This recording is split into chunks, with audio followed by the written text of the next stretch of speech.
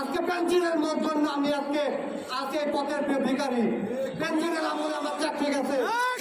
আজকে পেনশনকে নিয়ে এসে সঠিক বিচার করতে হবে, না হলে এই রাজপথ ছাড়বো না। আপনি নোবেল প্রাপ্ত লোক, আমি আপনার সন্তান, আমি আপনার ছাত্র। আপনি অবশ্যই আমাদের প্রতি অনুমতি দেখাবেন।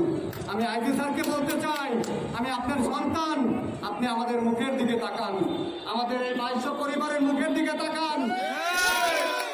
আপনি যে মিথ্যা প্রচারণা ছাড়াইছেন, এগুলো ঠিক না।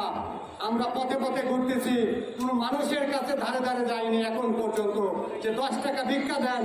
আমরা কি সেই বেঞ্জিনের মতো? বেঞ্জিনের কতটা দুর্নীতি দেখবেন, সে দুদকের দুর্নীতি। সে একজন ভালো বারের সভাপতি।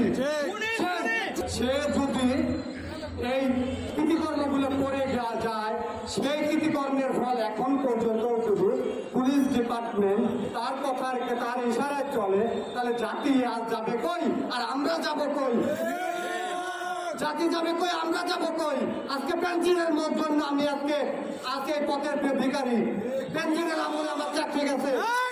আজকে পেনশনকে নিয়ে এসে সঠিক বিচার করতে হবে, না হলে এই রাজপথ ছাড়বো না।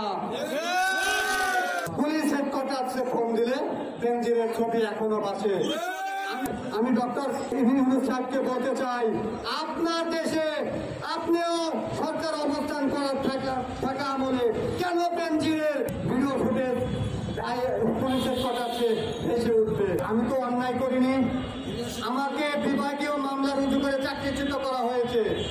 আমি আজকে বেকুতুর খালাস, যে মামলায় আমাকে চাকরিচ্যুত করা হয়েছিল, সেই মামলা থেকে আমি বেকুতুর খালাস আনছি।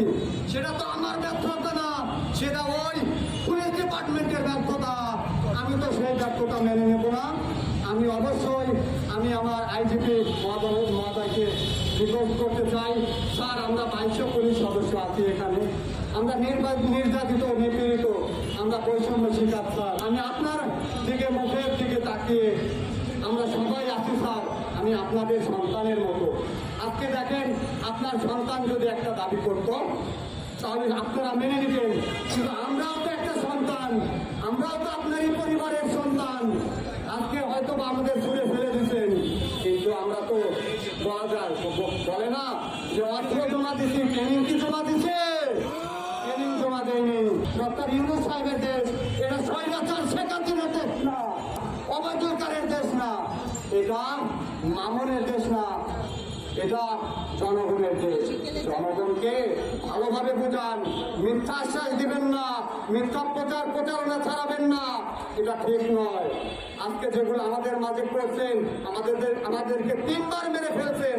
প্রথম আমরা আন্দোলনে নামছিলাম, পুলিশ হেডকোয়ার্টার্সের সকল কর্মকর্তা কর্মচারী সকল অফিসার আমাদেরকে বলছিল 80 থেকে 90% চাকরি দেওয়া হবে। আমরা সেই আশ্বাসে বাড়ি ফিরে গেছিলাম, কারণ আপনি আমাদের অভিভাবক, আপনি আমাদেরকে মিথ্যা আশ্বাস দিতে পারেন না। আমরা এই বলে সুস্থ আন্দোলন করে তারপরে বাড়ির দিকে রওনা হয়েছিলাম। দীর্ঘ 6 মাস পর আমরা সচিবালয় পাঠ পাচ্ছি।